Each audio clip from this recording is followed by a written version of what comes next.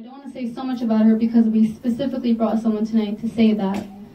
Our next speaker of the evening is someone who had a unique relationship with the Rebbetzin. She was a very private person. Whoever did have contact with her was very, very special. This person had a very unique connection to the Rebbetzin. She's also the CEO of the Worldwide Candlelighting Campaign. And every single Sunday, the Rebbe would give out dollars for hours to every single person on Sundays. And she actually directed the Women's Line every single Sunday. She's also a mother of 11. She has 6 children who have Chabad houses around the world. She has one child in Binghamton, New York, another in Canada, another in Princeton, New Jersey, Munich, Germany, New London, Connecticut, and Luxembourg. She has 7 grandchildren on Shvat that have Chabad houses, one in Colombia, Monaco, Jamaica, Texas, Arizona, California, and Michigan. She's also a teacher for many, many, many years, and she gives over her stories that she had with the Rebbetzin. She gives it over to everyone for many years. I know this from personal experience. She was one of my best teachers. She was my teacher. She was my sister's teachers. I'm sure she was my aunt's teachers, and she'll be for many, many more years. She gives over her special stories, and we were able to bring her in tonight to tell you her stories. Mrs. Sternberg. Unique merit to be very close to her. I want to just tell you that I did not have this merit because of myself. I had this merit because of my father of blessed memory, whose family was very close to the Rebbe's family, all the generations from the beginning of Lubavitch, from the very beginning, from the very first Rebbe on.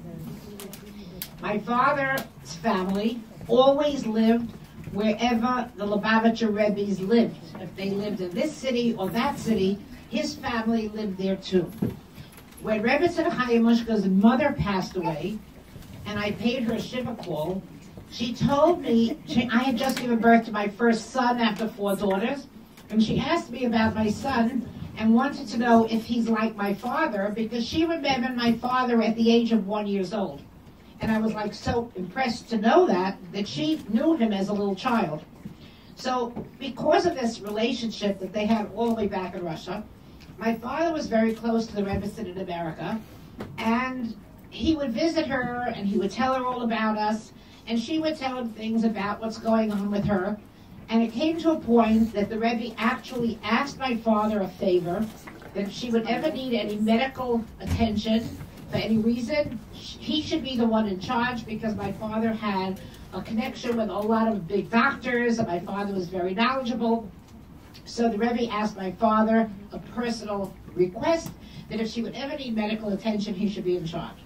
So my relationship with her was because of my father, not because she chose me, and not because she liked me, and not because she wants my company. It's because I was doing things for her, because my father was doing things for her, so I was just a facilitator. So I really don't get the credit, but I did merit this special honor.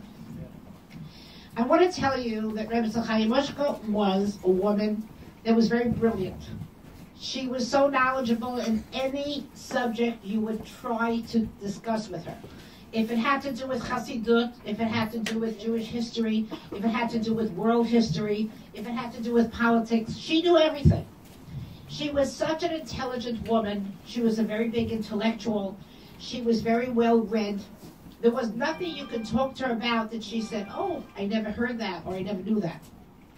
On the other hand, she was completely subjected to the Rebbe, never ever wanted anything for herself, not because she was a meek woman, not because she was a simple woman, but because she was such a great woman.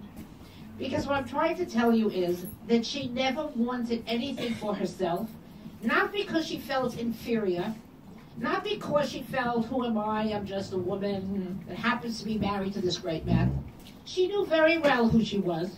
She knew very well her greatness. But she also knew the greatness of the Rebbe. She knew more than anybody else the greatness of the Rebbe. And she knew that the Rebbe had a mission in this world that he wants to accomplish. And she knew that it's up to her to allow him to fulfill this mission. So the Rebbetzin never, ever, ever wanted anything for herself. My father would tell me how many times he would speak to her and say, you know, Rebbetzin, the Rebbe has audiences with people till so late at night, till 2 o'clock, 3 o'clock, 4 o'clock, and she was all alone at home, because most of you probably know the Rebbetzin didn't have any physical children, and she lived all alone. And it was very hard to be home alone a whole night. And my father used to speak to her and say, Rebbetzin, if you told the Rebbe to complete his audience at 1 o'clock or at 2 o'clock, he would come home earlier and continue 2 days later. And she said, I will never interfere with my husband. I will never tell him what to do because of me. And so she just allowed the Rebbe to do whatever the Rebbe felt his mission on this world is. And her mission was to back him and to allow it. I want to share with you a very interesting story to show you how her entire life was just for the Rebbe to be a Rebbe with the Hasidim. There was a time that the Rebbetzin suffered some problem with her eye. And since my father was in charge of getting doctors for her, my father's investigation, who was the biggest ophthalmologist in all of New York City, he tried to get an appointment, and he was told that for 3 months there are no appointments available. So my father took the car, went to Manhattan, left the car double parked, went into the office, told the receptionist, I have to speak to the doctor now. And she said, you can't walk into the doctor. He says, well, I have to speak to him just for a minute. So she said, he's on the phone. He says, okay, I'll wait till he's off the phone. And my father barges in to this doctor's office. And he said, doctor, you must see a patient tomorrow very, very urgently. So the doctor said, you have to speak to my receptionist. I think I'm booked. So my father says, this lady is the greatest woman in all of New York. You must see her tomorrow. The most important woman in all of New York. So the doctor said, okay, I'll see what I could do. So my father said, no, tell me you'll see her tomorrow morning. He said, okay, I'll see her tomorrow morning. So tomorrow morning, my father brings the Rebbetzin to the doctor, and the doctor sees her problem and says that she has to undergo a certain therapy, a certain procedure that has a certain amount of risk, and there are 2 different ways of doing it. She should decide which of the 2 procedures, and he will do it tomorrow when she decides which of the 2. She should just know that both of them carry a certain amount of risk, but she has to have a procedure. So he said, come back tomorrow and I will do whichever procedure you tell me on the spot. On the way home, my father says to the Rebbe, well, let's go ask the Rebbe which of the 2 procedures. She said, oh, no, I don't want my husband to know that I have a problem.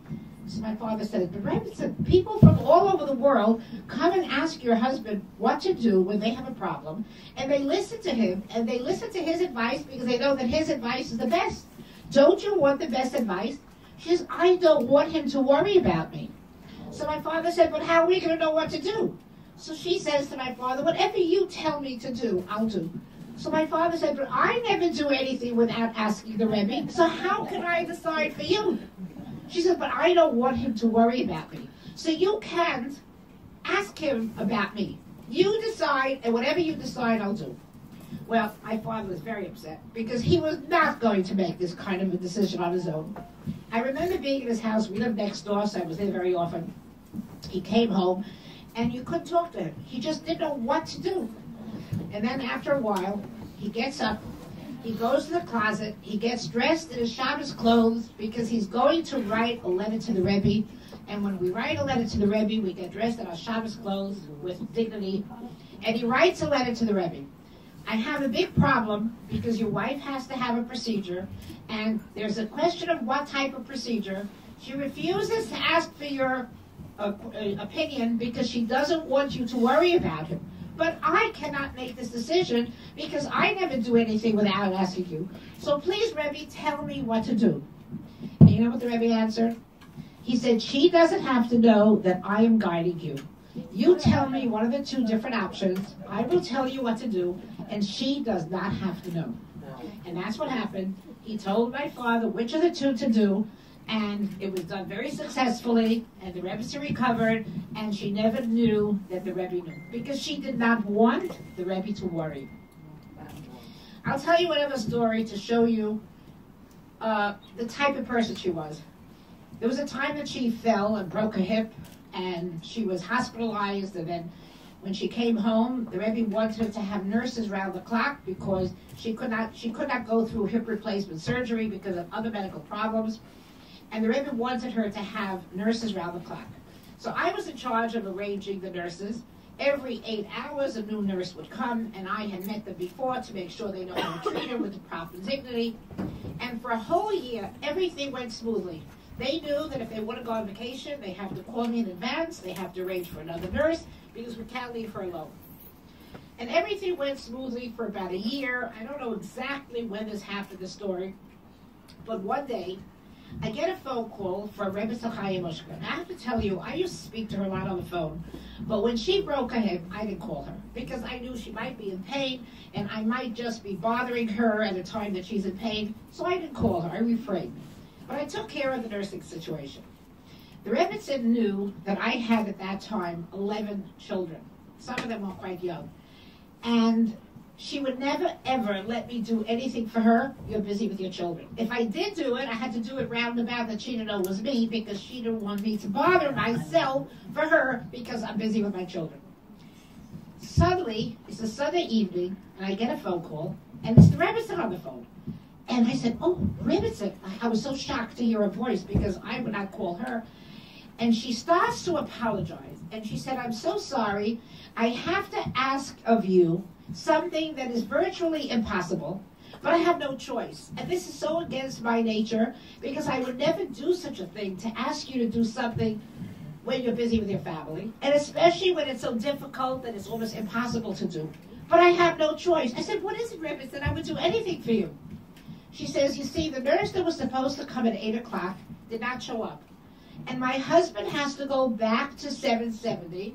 You know, that's the Rebbe's office. And he refuses to leave me alone because I don't have a nurse. Now, I really can manage myself already with a walker, but the Rebbe refuses to go to 770 unless a nurse comes. Please find me a nurse. Now, I know it's Sunday night. I know the nursing office is closed, and whoever's not working Sunday night must be out enjoying themselves. But I have to get a nurse because my husband has to go back to 770. I remember thinking to myself, I knew that on the second floor of the house, the Rebbe had a very huge library. And the Rebbe could have sat there and learned to write letters, do whatever he has to, just like in 770. What would be so terrible if he stayed home? But the Rebbetzin felt that the Rebbe belongs in 770, and she's not going to allow him to be home because of her.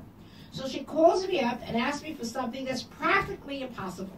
I said, Rebbetzin, I have no idea if I can get a nurse, but I'm going to try my hardest. So I called to the nursing agency, and they had an answering service, and I said, I have an emergency, a terrible emergency. What's the emergency? I said, this patient, I called her Mrs. Schneerson because they don't know what Rebbetzin means, is very, very weak. It wasn't true, but I just needed a nurse. And she's very weak, and the nurse didn't show up, and it's your fault the nurse didn't show up. So you have to get me a nurse. So they said, Sunday night? Where are we going to get a nurse? It was the days before cell phones. If somebody's not at home, how are you going to reach them? I said, I don't know, but you have to get me a nurse because this lady is very, very weak, and we can't leave her alone. So they said, okay, we'll try. They called me back 20 minutes later. To me, it was like 20 hours or 20 days later because I'm waiting any second. And they call up and say, we only found one nurse that answered the phone, but she refuses to come because she lives so far, and it's raining outside. I said, what if I sent her a limousine? So the lady says to me, you can send her a limousine? I said, I need a nurse. I'll send her a limousine. So we call her back. Are you willing to come if you have a limousine? Oh, yes, a limousine. I'm going to come. And I paid $100. This is 30-something years ago. $100. I got her a limousine, and she came to the Rebbetzin, and the Rebbe went to 770. I'm telling you this story to show you how much he cared that the Rebbe should be where he belongs and not have to be home because of her. There was a time when she, as I told you, when she broke her hip, and she was in a lot of pain.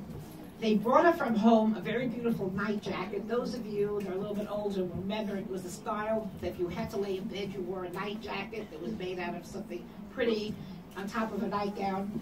They brought it from home for her to be dressed beautifully, but she could not put her sleeve into the jacket because her hip was broken and she would have to lift up her hand. So she didn't put it on. She was in the hospital that whole day, Tisha B'Av, and suffering terrible, terrible pain. And we just didn't go away, my father and I, because we just couldn't leave her. And they could not do the surgery, so they did some kind of a cast with magnets. It was a very difficult thing. They said it'll take a long time for it to heal. And suddenly, about 10 o'clock, we get a phone call. There was a phone booth right outside the visiting room that the Rebbe is coming to the hospital to visit her. I got so excited, so I ran to her room. I wouldn't dare walk in because she always looked like a queen when she was dressed, and I knew when she's in pain, she's not going to look good. She wouldn't feel good if I see her. So I called out the nurse. I said, could you please tell her that her husband is coming to visit her? And I walked back to the visiting room. Suddenly the nurse comes out, and she's crying. I said, what happened? She said, I never saw a woman like this woman.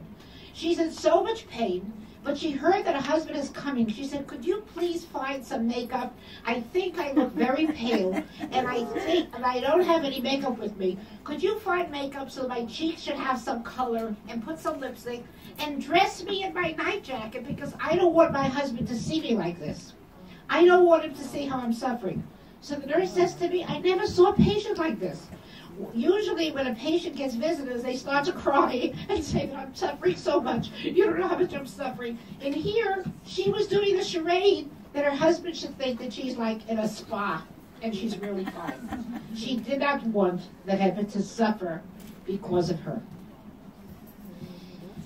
I have a few more stories to tell you. I don't have much time. I want to tell you about her intuition into people's lives. I'll tell you a personal story. I think it's so telling of this woman. It happens to be when I gave birth to my 8th child, something that never happened, I don't think to anybody else, happened to me, that I became paralyzed. 2 discs came out of my spine, and I became paralyzed. And I felt like somebody stole my right leg. And I kept telling the nurses, I don't feel my leg, I don't feel it. They said, it's right there, there's nothing bad. You just went through a trauma. Go to sleep, go to sleep. But I couldn't sleep because I didn't feel my leg. In the morning when the doctor came,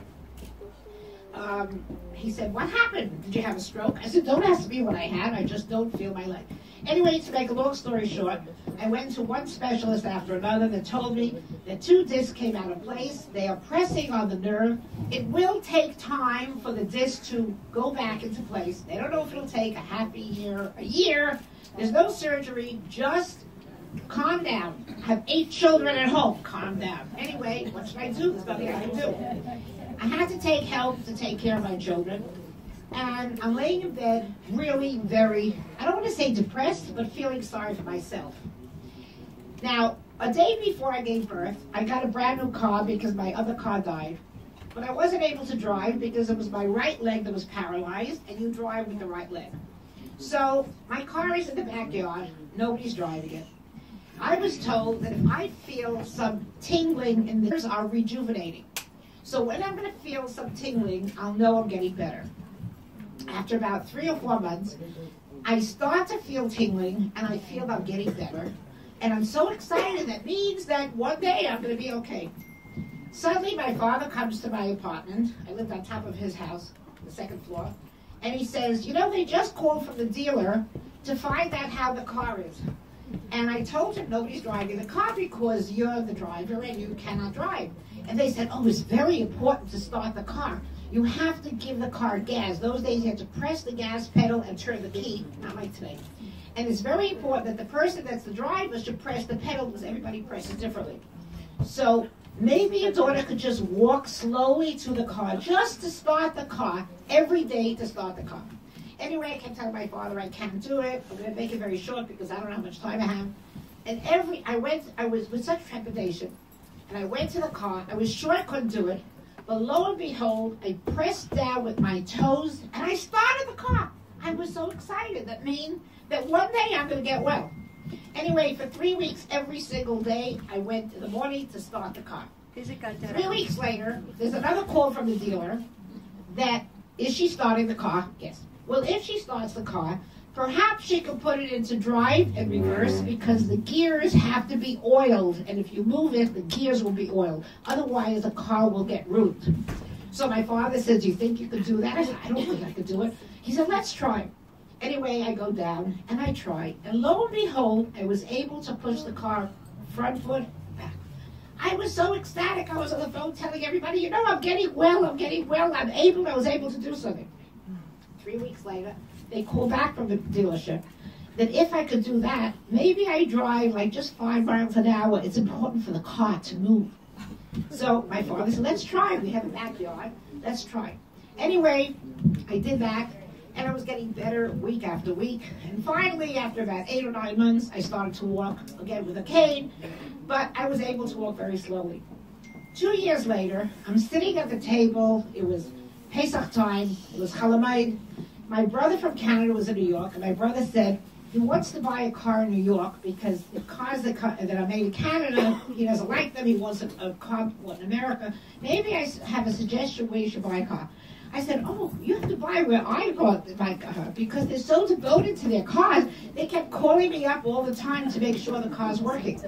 My father's sitting by the table, and my father said, what? You really believe that was a dealer? I said, well, you said it was a dealer. As if to say, you're my father, why would you tell me something else? He says, that was the Rebbetzin. The Rebbetzin was afraid that you're going to get very depressed, that you can't drive. So she told me that I should get you into the car. And that way, if you do something, you're going to feel some kind of hope that you're getting better. And everything you do is going to give you more hope. So the Rebbetzin was telling me all the time what to do, and I was just listening to her. I'm just sharing this with you for you to realize the kind of a person she was, that she cared about my feelings because I was going to be maybe depressed or upset.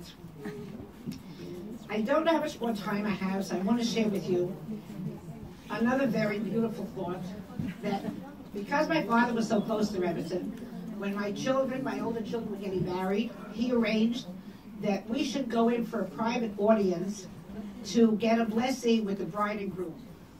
And my father would call up to make an appointment, and she always gave us an appointment 2 weeks later. She never said, okay, come next 2 days, 3 days. It was always 2 weeks later. I never understood why we waited 2 weeks. When we came in, so we came with the bride and groom. My daughters knew the Rebbetzin very well because they would visit her a lot. They would bring her shalach manas, they would bring her different things.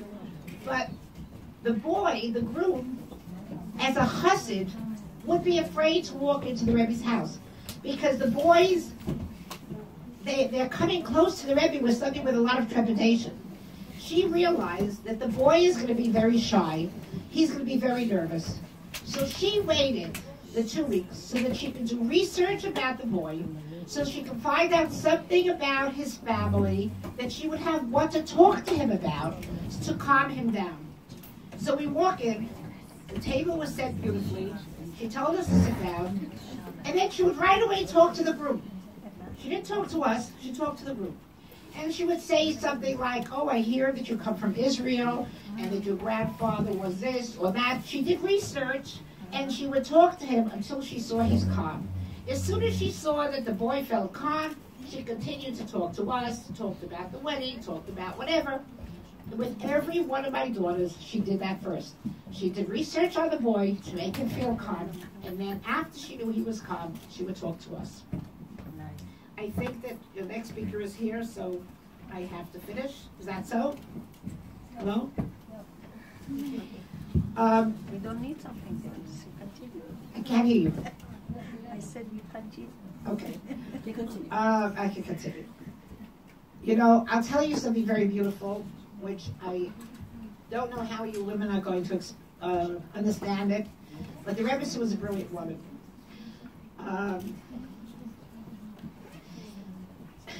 This is a very personal thing, but I'm a one and only daughter. I have 2 brothers, and the Rebbetzin would speak to my father all the time. She knew everything about me. She knew all the secrets about me.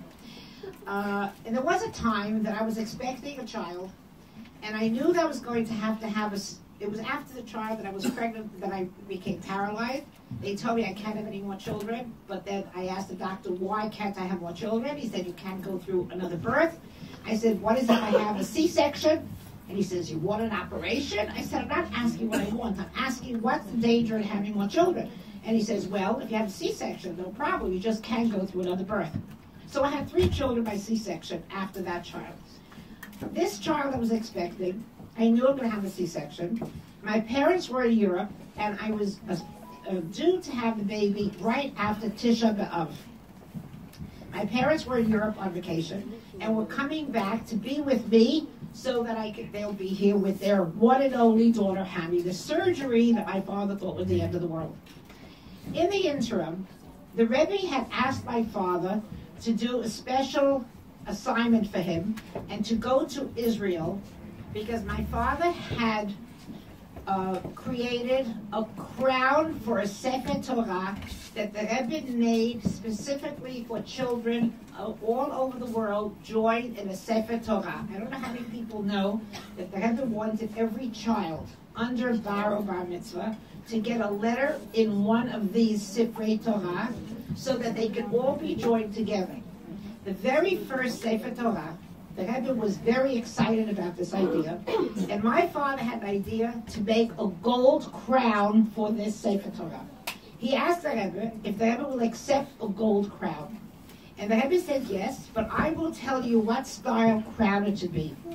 And the Rebbe chose a crown from one of the crowns in 770. We have a certain crown that's called the crown for the Torah that was written with which we will greet Mashiach. This Torah was started to be written in 1941 by the previous Rebbe. It was concluded in 1970 by our Rebbe, and it's called the Sefer Torah with which we will greet Mashiach.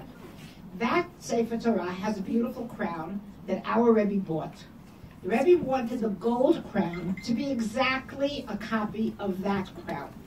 So we were told to take that crown and have the person making this crown out of gold make the exact replica.